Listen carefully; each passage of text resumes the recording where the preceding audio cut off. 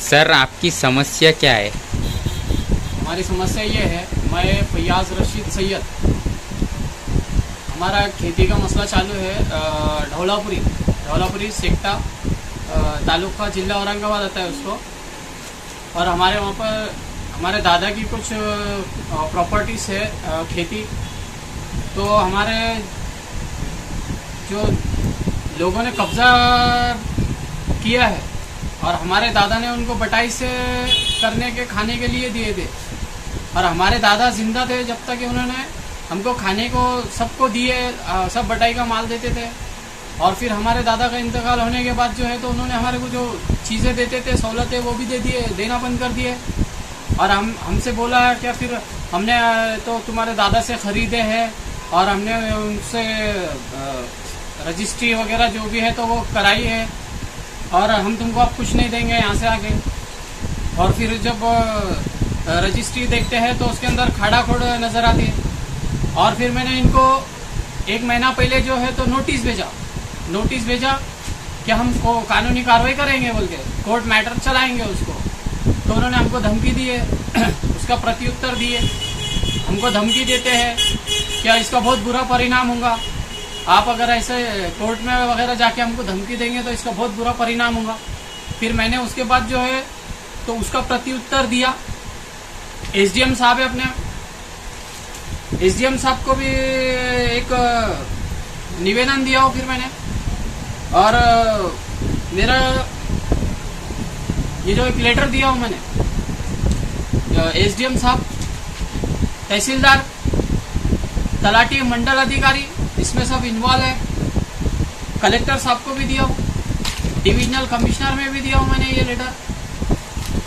लेकिन इसके ऊपर जो है तो अब तक की कोई कार्रवाई नहीं करने में आई।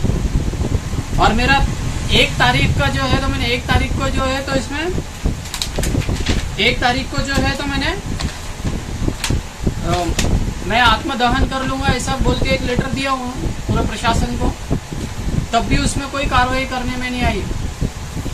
तो मेरा ये एसडीएम साहब का मेरे को विरोध है, एसडीएम साहब का, कि इसके ऊपर तत्काल कार्रवाई करो।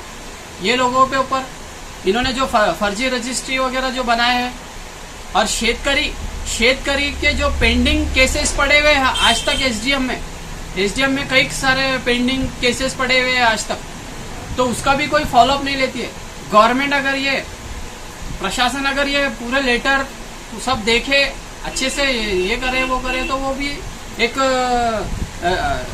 पूरे महाराष्ट्र के अंदर जो है तो एक सुझाव जाएगा मेरा, क्या भाई जो भी केसेस पेंडिंग है उसको तत्काल बोर्ड पे लेके ये काम नहीं करते और कुछ छाननी नहीं करेंगे पेपर की।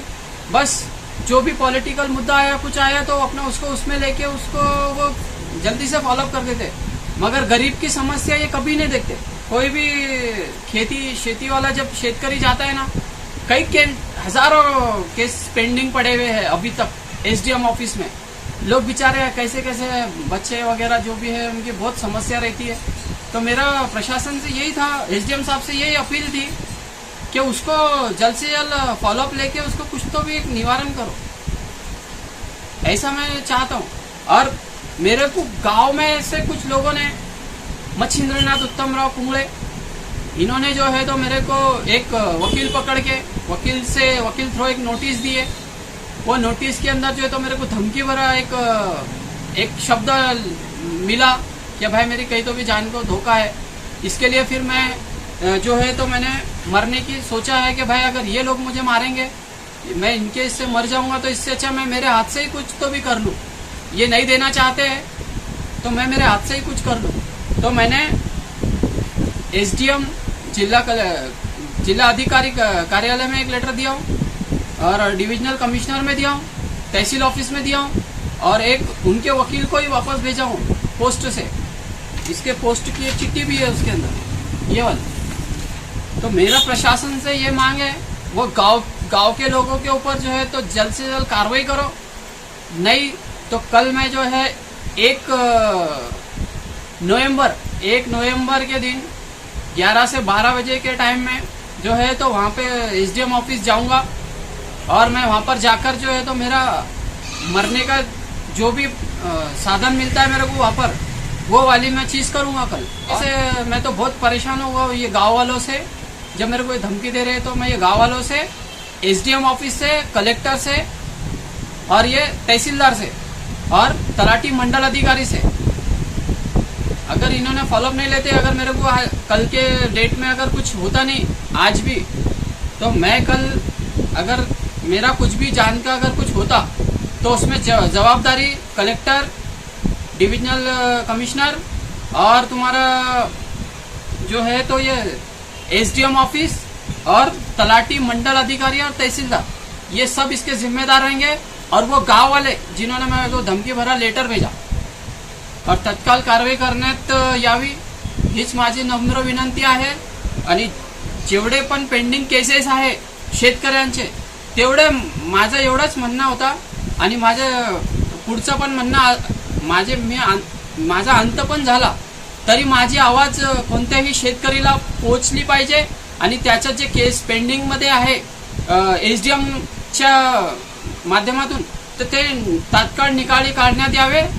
कारण की ते गोरगरीब लोकांना आणि ते शेतकरी एवढी मेहनतीने जे कष्ट करतात ना, त्यांना हे दुःख दर्वे दिसायला नाही पाहिजे आणि त्यांना काहीतरी समाधान पाहिजे, असाच माझा विचार होता। बस मी माझ्या जीवनाचा अंतिम समाप्ती करतो।